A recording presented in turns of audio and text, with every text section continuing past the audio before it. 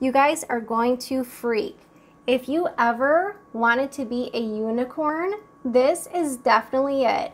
I mean, look at that intense shine. Holy cow. Hi everybody, my name is Danielle Nicole and welcome to Monetary Makeup. Today I'm going to do some quick speed reviews, and I have everything from skincare to sunscreen to makeup. And some of those products include a new highlighter from the Morphe Gilded Desert collection, a tinted SPF moisturizer and lip balm from Kula, the newly reformulated Urban Environment Shiseido Sunscreen, and a few new products from the brand Give Me Glow. So if you're excited to get started and enjoy the video while you're watching, don't forget to give it a big thumbs up, and let's get started right now. Alright, so we are not going to go through quite as many details as I typically do on my reviews just because these are speedy reviews today. But first, let's get started with the eyes, and for that I'm going to use Morphe and Give Me Glow. So just to lay down some color in the crease to get started for the eyes, this is one of the new bronzers from the Morphe Gilded Desert collection. I actually already reviewed this collection. If you're curious, I will link it right up here. And the shade I have is called Bronze Show. I'll bring you guys in closer in just a second. I'm just laying down some of that bronzer in the crease just to get started. Alright, bronzer has been laid down in the crease, so next let's move on to Give Me Glow. You guys are probably going to shit a brick when I show you these swatches. I'll show you swatches in just a second. First, just let me show you what these products look like in the pan. So this is a highlighter from Give Me Glow in the shade Late Night Coastin. This is a pressed shadow in the shade called Halo. And here's one of Give Me Glow's newest pressed eyeshadows in the shade Xenon. And just for the heck of it, this is one of the new bronzers and highlighters in the new Morphe Gilded Desert collection. So this bronzer is in the shade Bronze Show, and then this new highlighter is in the shade Rose Glimmer. Now, if you ever wanted to replicate a unicorn on your eyes, take a look at these insane swatches. I mean, look at the shine that these shades provide. That is so insane. So this is the Morphe bronzer in the shade Bronze Vibes. In the same collection is a new highlighter in the shade Rose Glimmer. These next three swatches are from Give Me Glow. First up is the highlighter in the shade Late Night Coastin. The second swatch is the pressed shadow in the shade Halo. And the third swatch is the newest edition of the pressed shadows in the shade Zenon. That is literally a unicorn on wheels.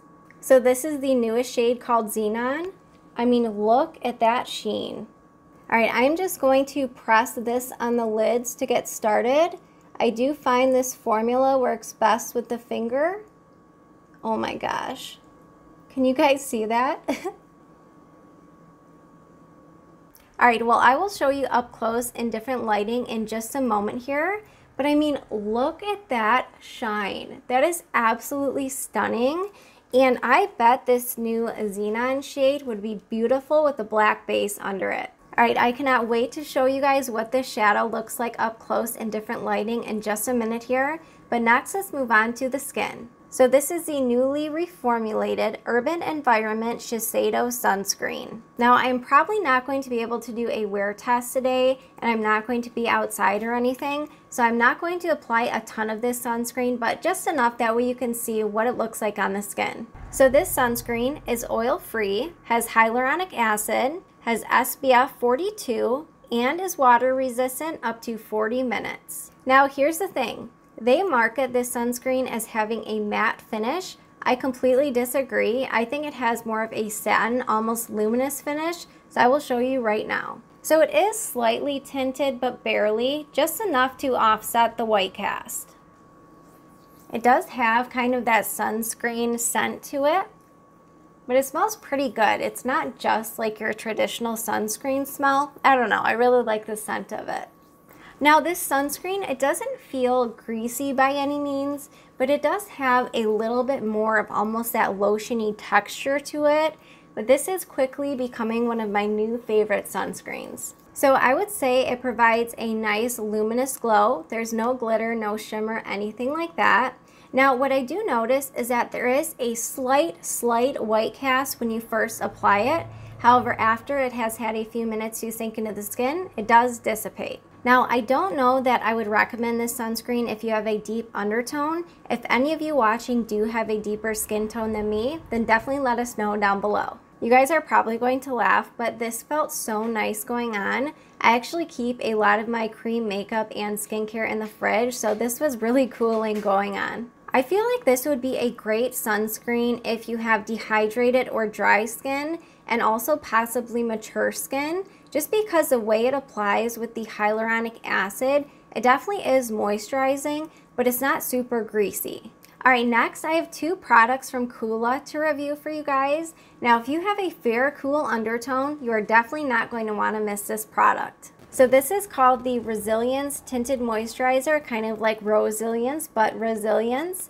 It has SPF 30, and it says Sheer Rose Tint, Hydrating Radiant Finish. So I'm going to go on a quick rant here. Now, most tinted SPFs or tinted moisturizers, they typically lean too deep for my skin tone, and then they also typically lean a little bit more on the yellow orangey side. So finding tinted SPFs or tinted moisturizers are typically pretty difficult for my skin tone. So let me swatch out a little bit here, that way you can see the undertone of this product. Now, as I mentioned, this is marketed as having a rosy undertone. Now, I do find that's true, but once you start blending it out, it almost has a little bit of gray to it. So if you have a fair, cool undertone, I would imagine that gray tones probably work pretty well on your skin tone like me. So that's why I love this shade so much.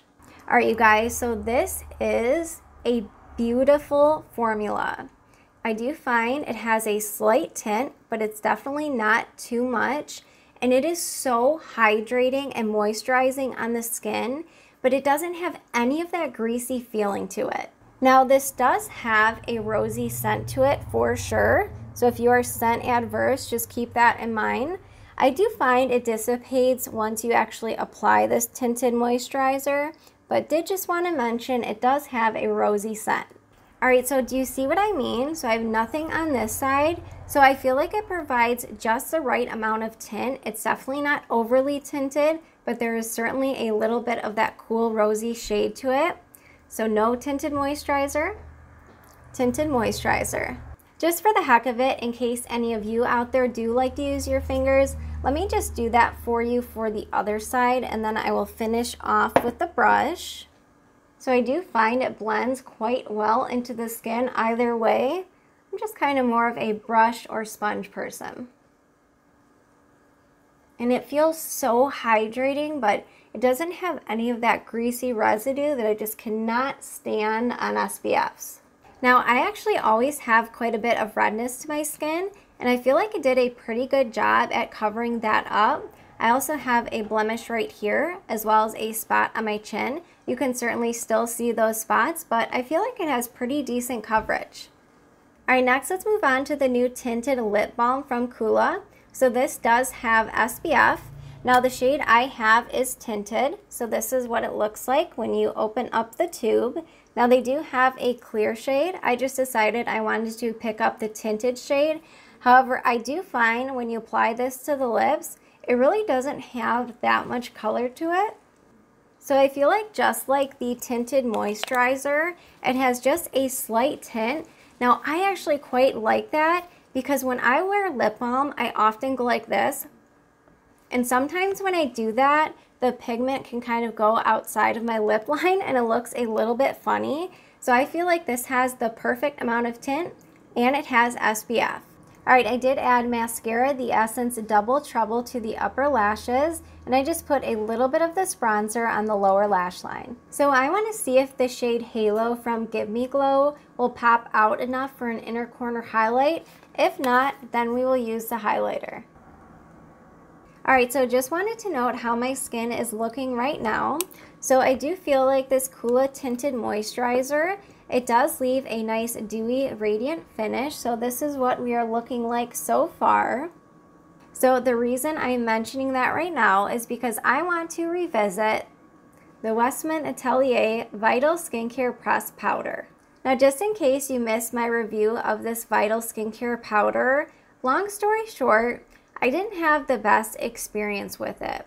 It wasn't that it necessarily looked horrible on my skin or anything like that, but I noticed that there was a little bit of a burning sensation. So I want to go back and try it again. You're probably wondering why I'm about to try it if it was having that burning sensation, but it was really slight and you just never know really what caused it. So I want to revisit it today. So let me first start just by tapping in a little bit. Can you see how finely milled that is? I'm not sure if you picked that up on camera, but I am going to tap off the brush. That way I don't get too much product. So first, let me just try kind of stamping a little bit of this powder on. You know, I really wanted to love this powder, especially since I picked up the shade Bubble Pink. So it's basically my exact skin tone. And it supposedly has a lot of skincare benefits in it. So we'll see if that happens again. Yeah, so I am still noticing that powder clinging to some of my dehydrated parts on the skin. So that's unfortunate. You know, I was hoping this time when I went in with it, it wouldn't do that. But I do see it really clinging to especially the dry patches around my nose and chin. All right, next let's move on to highlighter. So I have the one from Give Me Glow in the shade Late Night Coastin, and then the Morphe Rose Glimmer. So I'm taking my Wayne Goss number 3. So the one thing I notice about these Morphe highlighters is that they really need to be built up. And you know, they almost remind me of a traditional powder, but with a little bit of luminosity to it. So you might be able to use a shade closer to your skin tone, kind of use it to highlight the high points to your face. Now I will say this rose shade is definitely my favorite of the two because it almost has a cool undertone, which you guys know I love my cool tones, and it almost has like a gold shift to it. So I do actually quite like this shade. All right, are you guys ready for the most intense highlighter of your life? Because here it comes. All right, so I am trying to pick up the most minimal amount of product and I'm going to tap off my brush. So hardly anything on the brush. Look at that. The sheen on these is so intense. All right, absolutely stunning. Now in the last video I did featuring Give Me Glow, I reviewed the highlighter called Powdered Perry. So that is this one right here. This is a beautiful lilac cool tone highlighter.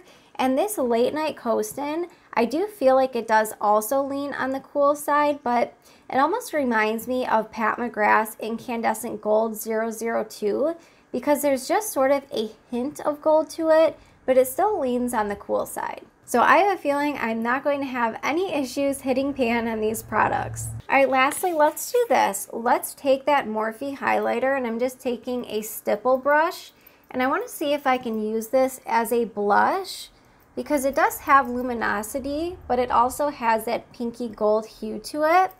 So this might be a great blush shade for those of us that have a fair undertone. All right, let me show you guys in natural daylight what my skin is looking like.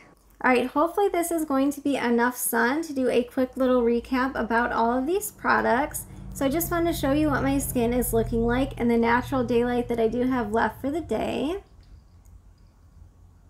I mean, look at that highlighter. It is so beautiful. And take a look at that Xenon shade now that we have a little bit more natural daylight than inside. Isn't it absolutely beautiful? Now, unfortunately, I hate to say this, but I do feel like that Westman Atelier powder kind of ruined my makeup just because when I went in with the other cheek products, I did notice that my skin wasn't really set. Now that could just be that I didn't use enough powder, but aside from that, I felt like my skin had a very nice, healthy, luminous radiance to it before I went in with the powder.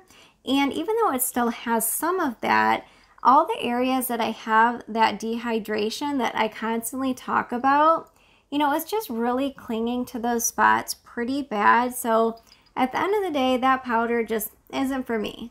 All right, now I'm dying to hear from all of you guys down below. Have you picked up any of these products? Are they a complete pass for you? If you have tried them, let us know all of your thoughts down below. And please ignore my messy Florida room, but if you did enjoy the video, please don't forget to give it a big thumbs up. Thank you so much for spending your time with me, and I look forward to seeing you in my next video.